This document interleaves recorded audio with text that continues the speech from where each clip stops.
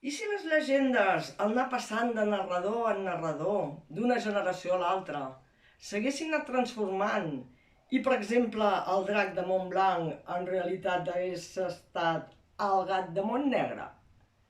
Escolteu la llegenda de Sant Toni i el gat, que va passar a Montnegre, que era una vila bonica on tothom vivia content.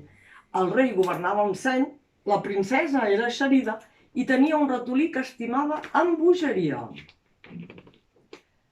El ratolí de la princesa era tan bufó i divertit que tots els nens i nenes de Montnegre en volien tenir un com ella, i aviat les cases i els jardins es van omplir de simpàtics ratolins.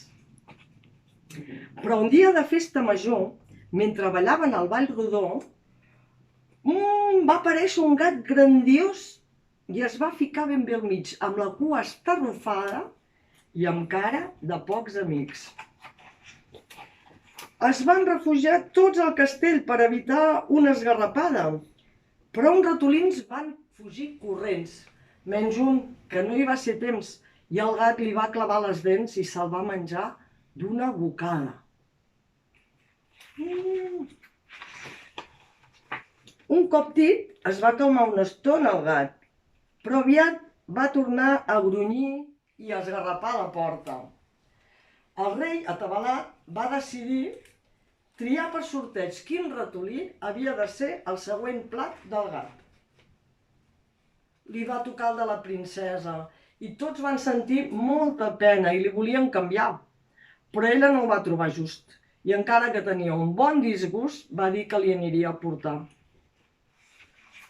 Mentrestant, els ratolins corrien com fletxes bosc endins i van topar amb el cavaller Sant Toni, que anava acompanyat d'un conill, d'un drac i un poni que havia salvat pels camins, i li van explicar el que acabava de passar. La princesa ja era a prop del gat, amb el seu ratolí ben abraçat, quan de sobte un gruny esgarrifós va estremir tot el cos i, tot seguit, un drac furiós va aparèixer pel camí del bosc. El gat va intentar lluitar perquè no volia semblar poruc, però el drac treia foc pels queixals i li va llançar guspires al cul. Llavors sí que es va espantar de debò i va fugir més ràpid que un falcó. De tanta por que va sentir, al gat se li va escapar el pipí i va deixar un reguerol per tot al llarg del camí. I segons diu la llegenda famosa, pel gener el pipí es converteix en gatosa i si t'hi acostes pots sentir un miol. A Montnegre es va organitzar una gran festa per fer un homenatge al drac i a l'astut cavaller que va tenir la idea de que fos l'animal qui espantés el gat.